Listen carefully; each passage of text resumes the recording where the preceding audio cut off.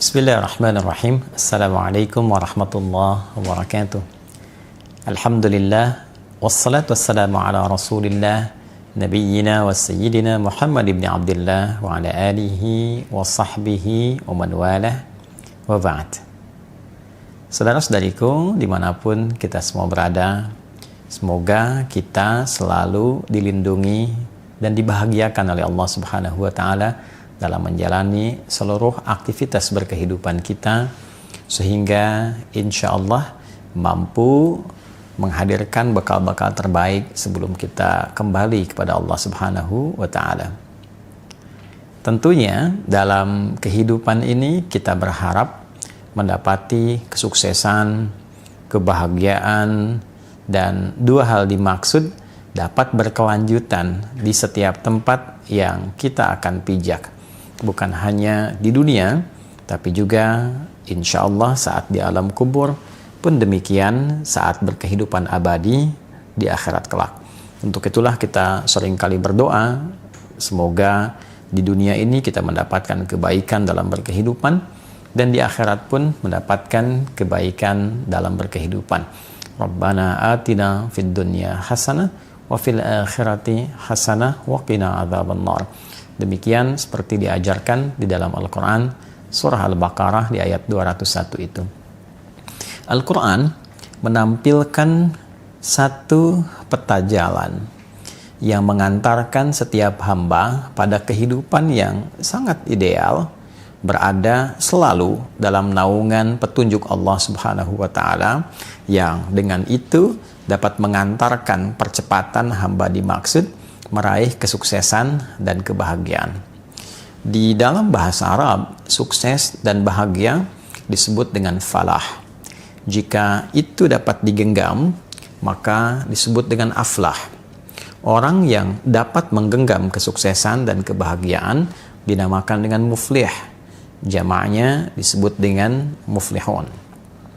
Orang-orang yang berada dalam naungan petunjuk Allah Subhanahu wa ta'ala, yang dengan itu ia dibimbing untuk dimudahkan beraktivitas, dilindungi dari berbagai macam gangguan, diberikan petunjuk yang memudahkan mencapai harapan, maka setidaknya mereka berada dalam naungan petunjuk dan kebaikan. Ada hudan. Jika kita gabungkan berada dalam petunjuk, perlindungan yang diberikan oleh Allah, dan orang-orang ini mampu cepat meraih kesuksesan dan kebahagiaan, maka dua bagian ini kalau kita satukan menjadi ulaika ada hudam mir rabbihim wa ulaika humul muflihun. Kalimat ini tertuang dalam satu ayat yang utuh di dalam Al-Quran, yaitu surah Al-Baqarah di ayat yang kelima, sekaligus memberikan tanda kepada kita bahwa ada orang-orang yang sangat mudah beraktivitas, memiliki petunjuk yang jelas, dan cepat menggapai kesuksesan dan kebahagiaan. Siapa mereka itu? Bagaimana cara mendapatinya? Disinilah kita akan mencoba meringkas itu semua secara singkat dan padat tentunya. Teman-teman, ulaika, mereka itu. Maka dikembalikanlah mereka itu yang memiliki ciri-ciri pada ayat-ayat yang sebelumnya.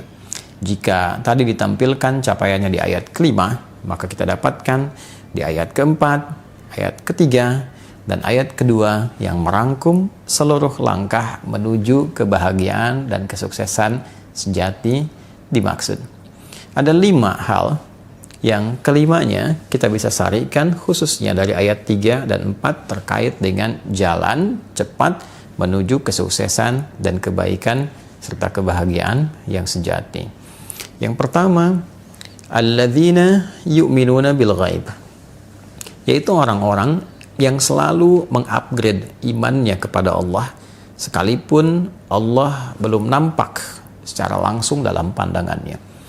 Jadi syarat pertama seseorang ingin mendapatkan kedekatan dengan Allah, sehingga ketika terbangun relasi yang dekat ini aksesnya terbuka untuknya. Jika seluruh akses terbuka, maka tentu konsekuensinya kesuksesan, kebahagiaan mudah sekali didapat. Dalam kehidupan, ini bisa ditafsirkan dengan logika yang sangat sederhana. Anda memiliki akses dimanapun, dalam keadaan apapun. Akses yang mempercepat harapan dari apa yang ingin Anda capai. Tidak ada yang semisal dengan Allah, laisa kamitslihi syai'.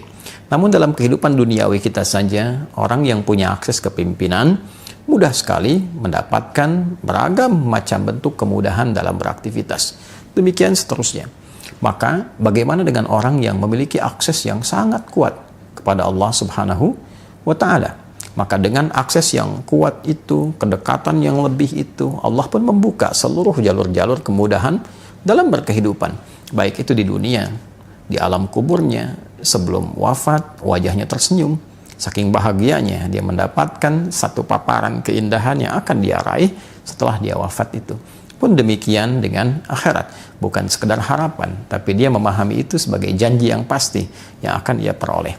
Maka syarat pertama adalah berusaha untuk terus meningkatkan iman. Tidak sekedar beriman. Ada amanu, telah beriman. Ada yu'minun, selalu meningkatkan kualitas imannya. Selalu mengupgrade keadaan imannya. Maka syarat yang kedua sekaligus juga menjawab dari paparan yang pertama. Bagaimana cara kita meningkatkan iman kita, mengupgrade iman, sehingga dengan itu terbangun satu relasi yang kuat dengan Allah Subhanahu wa Ta'ala. Maka yang kedua, wa yuqimunas shalah. Berupaya menunaikan sholat dengan sempurna, sesuai kemampuan kita. Maka ciri orang yang selalu berusaha meningkatkan iman dan membangun kedekatan lebih dengan Allah Subhanahu wa Ta'ala, pembuktian pertamanya dengan berupaya menunaikan sholat semaksimal mungkin, sebaik mungkin. Bisa berisi pemaknaan kuantitas.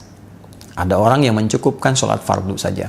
Yang penting subuh, zuhur, asar, maghrib, isya ditunaikan.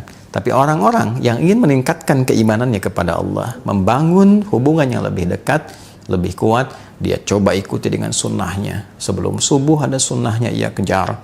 Antara subuh ke zuhur ada sholat sunnah apa saja, ia coba rinci. Ia coba berusaha menunaikan sesuai kemampuannya.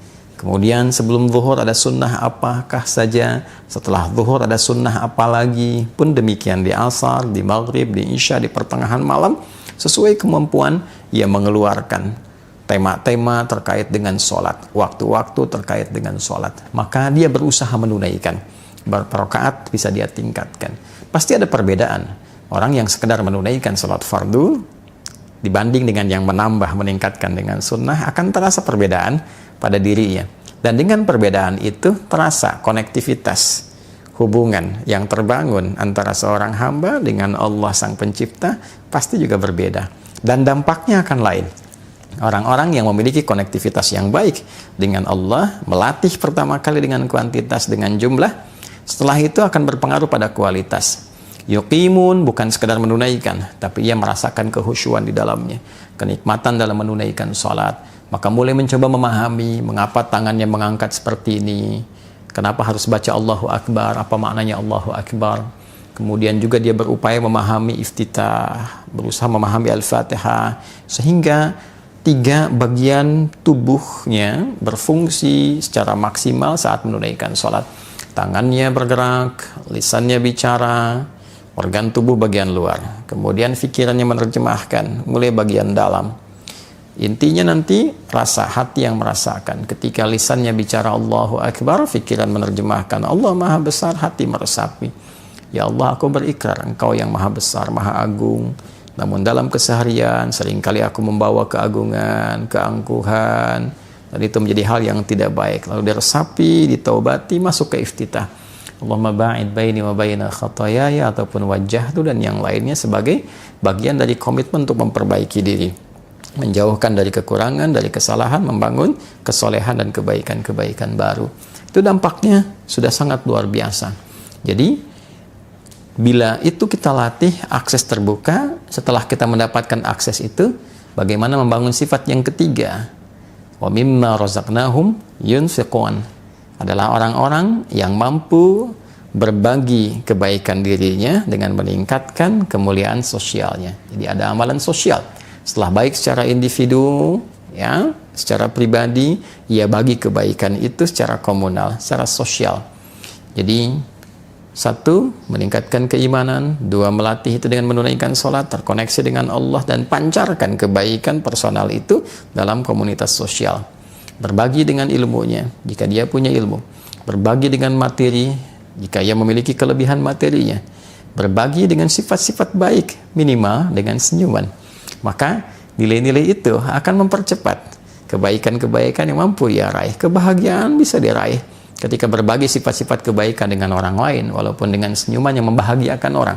Basmatuka fi wajhi akhika sedekah. Senyummu yang membahagiakan saudaramu itu bagian dari sedekah, dan itu sifat sosial yang baik. Kemudian ada dengan materi, ada dengan pengetahuan. Maka orang-orang yang menerima pembagian-pembagian nilai kebaikan itu dengan aspek nilai kesalehan sosial tadi, tanpa disadari membuka jaringan, membuka perlindungan yang telah Allah buat sistemnya secara alami. Sunnatullah fil kawan, sunnah yang Allah letakkan sebagai hukum berkehidupan yang sifatnya universal.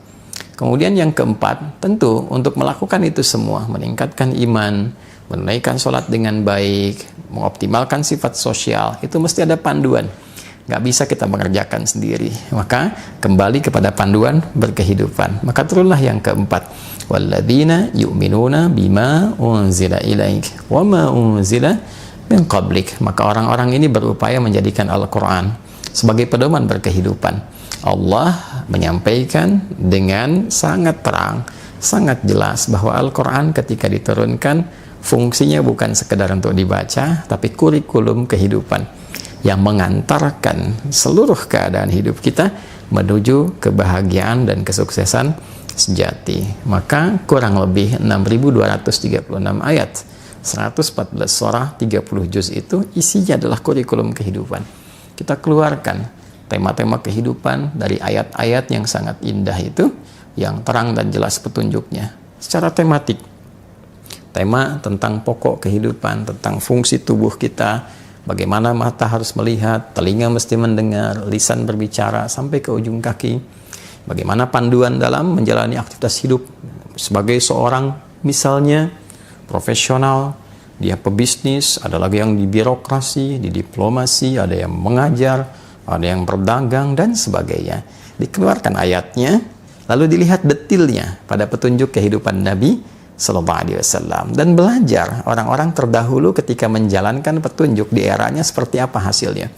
Disempurnakan di era Nabi Muhammad Sallallahu Alaihi Wasallam, diwariskan kurikulumnya sampai sekarang, Al-Qur'annya tidak berubah, dan orang-orang yang menjalani itu setiap generasi didapatkan capaian tertinggi yang membangun peradaban.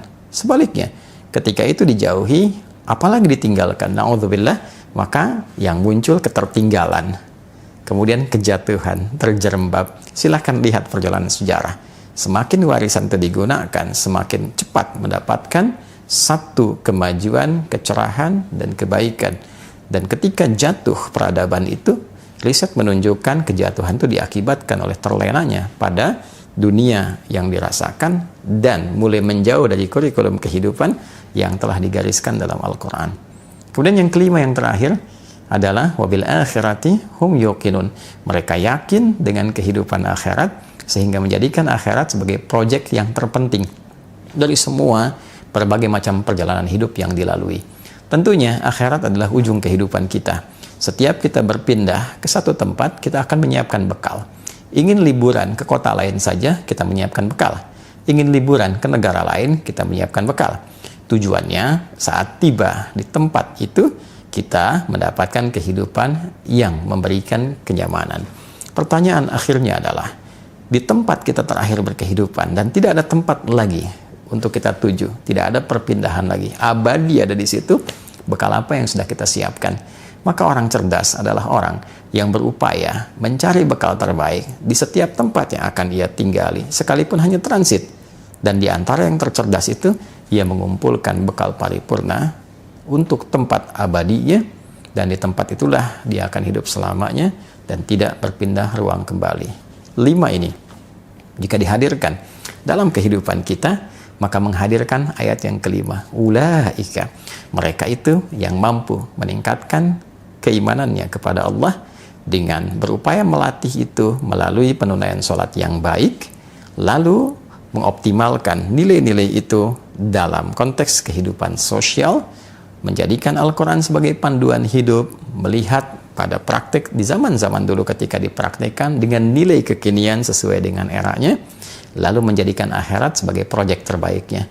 Itulah ala hudam mir rabbihim, orang-orang yang akan selalu berada dalam petunjuk Allah sehingga memudahkan ia meraih kebahagiaan, kesuksesan, berada dalam perlindungan, wa ulaika humul muflihun, dan pastilah orang-orang itu akan selalu merasakan kebahagiaan dan kesuksesan yang sejati.